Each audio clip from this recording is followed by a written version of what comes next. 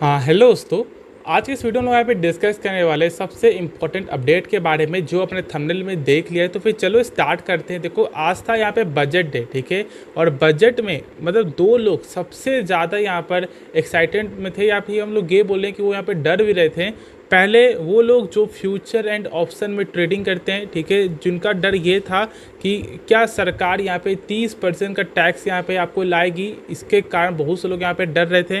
साथ साथ जो यहाँ पे सेकंड जो थे वो थे यहाँ पे रेलवे सेक्टर में जो पैसा यहाँ पे लगाए हुए, क्योंकि उनका ये सोचना था कि क्या यहाँ पे कैपेक्स प्लान अच्छा आ सकता है।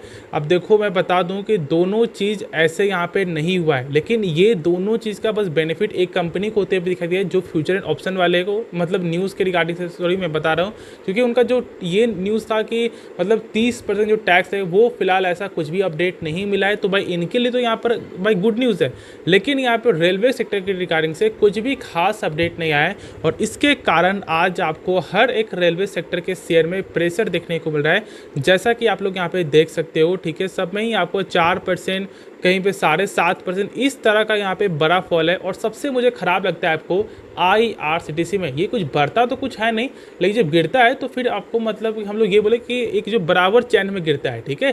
तो ये सबसे मुझे ख़राब लग रहा है। बाकी जो भी शेयर है वो चढ़ा है तो कुछ गिरा भी है, तो इससे कुछ खास फर्क नहीं पड़ेगा। ये थोड़ा कि यहाँ पे रिकवरी है। लेकिन मैं बता दूं यहाँ पे ना कि भाई अपडेट जानने से पहले कि क्या कुछ खास अपडेट मिला या फिर नहीं मिला, उससे पहले एक कुछ यहाँ पे आप जान लो बजट के रिगार्डिंग जो सबसे इंपॉर्टेंट है, जो यहाँ पर आपको रियल इस्टेट के रिगार्डिंग से जानना जरूरी है। क्योंकि देखो भाई मतलब हमारे जो भी चैनल में जो भी हम लोग हैं अभी फिलहाल आपको 90% तो भाई आपको मिडिल क्लास ही है, ठीक है, ऑलमोस्ट। तो भाई यहाँ पर न्यूज़ क्या है ना, अपडेट क्या है, जहाँ पर पहले क्या था कि यदि मान लो आपने 2004 या फिर आपने 5 में कोई ज़मीन खरीदा, ठीक है, उसका वैल्यू था 50 लाख रुपया, और अभी 2024 में उसका जो है वैल्यू हो चुका है 2 करोड़। ये हम लोग यहाँ पे बोल देते थे, ठीक है, 2 करोड़ यहाँ पे हुआ। तो मतलब पहले का यहाँ पे क्या अपडेट था ना कि यहाँ पर लगता था कुछ चार्जेस जो था यहाँ पे इंडेक्सेशन वैल्यू। अब ये क्या था कि देखो भाई ये आपको बचाता था, क्योंकि भाई 2004 में इसका वैल्यू था 113 रुपया और आज ऑलमोस्ट आपको 350 रुपया है। तो ये अब देखोगे तो 50 लाख का ज़मीन, और यदि हम लोग ये बोलते कि भाई इस वैल्यू के अनुसार मतलब 350 के वैल्यू के अनुसार इसका यहाँ पे हो जाता है आपको 1.5 करोड़ का ज़मीन, ठीक है। तो भाई यहाँ पे 1.5 करोड़ का में मतलब 1.5 करोड़ में कोई टैक्स नहीं लगा, क्योंकि ये आपको इंडेक्सेशन वैल्यू के जो हिसाब से यहाँ पे चल रहा है। लेकिन बचा हुआ जो 50 लाख जो था उसमें आपको टैक्स देना पड़ता था, लेकिन अब ऐसा यहाँ पे नहीं है। अब यहाँ पे आपको आज के दिन फाइनेंस मिनिस्टर इस नियम को चेंज कर चुकी है, साफ तौर से इंडेक्सेशन वैल्यू को यहाँ पे हटा चुकी है। मतलब कि अब आप लोगों को पूरे जो है जो भी प्रॉफिट है, मतलब जो भी आपने 50 लाख में लिया और आपने यदि 2 करोड़ बेचा तो 1.5 करोड़ में, ठीक है, पूरे टैक्स को यहाँ पे देना पड़ेगा। मतलब लोग ये बोलते हैं कि कहीं ना कहीं थोड़ा बोझ जो यहाँ पे बढ़ चुका है। अब देखो ये आंकड़ा मैं 50 लाख का बोल रहा हूँ, ऐसा हो सकता है कि भाई किन्हीं के पास 10 लाख का ज़मीन है वो यहाँ पे 50 लाख का बेच रहे हैं। तो भाई जब टैक्स जब इतना ज़्यादा देना पड़ेगा तो फिर कहीं ना कहीं यहाँ पे लोगों को तो ख़राब लगेगा ही, और ये कहीं ना कहीं आपको मिडिल क्लास से ही पैसा जाएंगे, जहाँ तक ऐसा मुझे यहाँ पे लगता है। तो वही चीज़ यहाँ पे बहुत से लोग भी बोल रहे थे कि ये कुछ खास अपडेट नहीं है, खास तौर से मिडिल क्लास के। और आपको कमेंट बताना है कि क्या ये अपडेट आपको अच्छा लगा, क्या आपको ऐसा लगता है कि ये जो मतलब अभी जो ये न्यूज़ आया ये सही न्यूज़ है या फिर ये न्यूज़ सही नहीं है। तो कमेंट में ज़रूर से यस और यहाँ पे नो लिखकर ज़रूर से मुझे बताना। मैं ये जानना चाहता हूँ कि आप इसके बारे में क्या सोचते हो और आपका क्या राय है, ठीक है। तो चलो अब अपने मेन टॉपिक पे आते हैं, जो यहाँ पे आपको रेलवे सेक्टर है। अब देखो यहाँ पर मैं कुछ खास अपडेट आपके साथ जो शेयर कर देता हूँ कि यहाँ पे क्या क्या कुछ खास अपडेट यहाँ पे मिला या फिर नहीं मिला।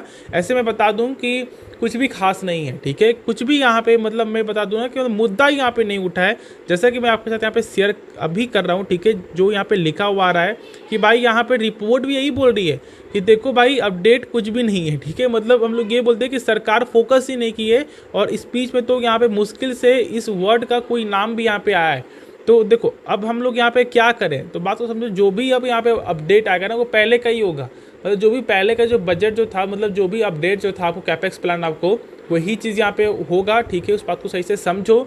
जो भी यहाँ पे ये था कि भाई 50 से 60 बंदे बाहर चलते हुए दिखाई देंगे, वही अपडेट होगा। कुछ भी नया अपडेट अभी यहाँ पे इंक्लूड नहीं हुआ है, ऐसा अभी हम लोग को पूरा मालूम चल रहा है।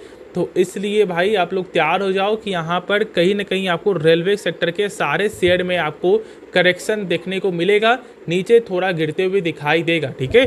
तो अब यहाँ पे बहुत से लोग ये सवाल होगा कि सर क्या हम लोग यहाँ पे पैसा लगा लें, क्योंकि भाई अभी एक अच्छा यहाँ पे मौका मिल रहा है। देखो भाई यहाँ पे ये गिरावट को थोड़ा और होने दो, ठीक है, थोड़ा और नीचे गिरने दो, उसके बाद इसके बारे में सोचना। बाकी कंपनी खराब नहीं है, जो मैंने शुरू से शेयर किया हुआ, मैंने क्या बोला था, देखो भाई आप बजट के लिए फोकस कर रहे हो, भाई बजट एक दो दिन का गेम है, मेन तो मुद्दा यहाँ पे स्टार्ट होगा लॉन्ग टर्म के लिए ना, तो ही तो यहाँ पे गेन होगा ना, ऐसा काम मिलेगा तो ही तो गेन होगा।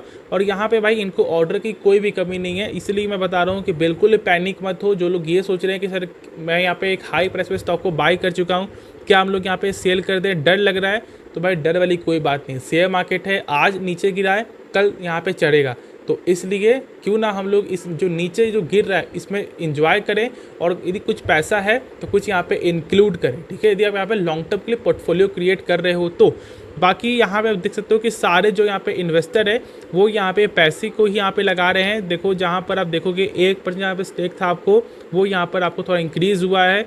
सर देखोगे जो यहाँ पर डोमेस्टिक वाले आपको 1% के नीचे का स्टेक था वो भी यहाँ पे इंक्रीज़ होता है, तो यहाँ पे IRFC में भी इंक्रीज़ हो रहा है, रेल विकास निगम में भी यहाँ पे इंक्रीज़ तो होते हुए दिखाई दिया ही है, जहाँ तक मैंने यहाँ पे देखा है, जो मैंने शेयर भी किया था, आप लोग यहाँ पे देख सकते हो, दोनों मिलकर के यहाँ पे स्टेक को गेन कर रहे हैं, जो सबसे खास है। और उसके बाद है आपको IRCTC, जहाँ पर स्टेक तो गेन होता है लेकिन कुछ खास मोमेंटम दिखाई नहीं दे रहा इस बार। बस यहाँ पे जो फॉरेन वाले कुछ स्टेक को यहाँ पे कम किए हैं, लेकिन इसके जवाब में जो है ना डोमेस्टिक वाले भर भर के यहाँ पे माल उठाएं, क्योंकि यहाँ पे पब्लिक ने भी यहाँ पे स्टेक को बेचा है। तो ये कुछ अच्छा लगा कि भाई पब्लिक स्टेक कम हो रहा है और डोमेस्टिक वाले खरीद रहे हैं। फिर हम लोग बाई कब करेंगे, जब शेयर का प्राइस आपको चला जाएगा 1200 1300, तो हम लोग यहाँ बाई करना स्टार्ट करेंगे, ठीक है। तो ठीक है, कोई बात नहीं है, बाई करना उस समय।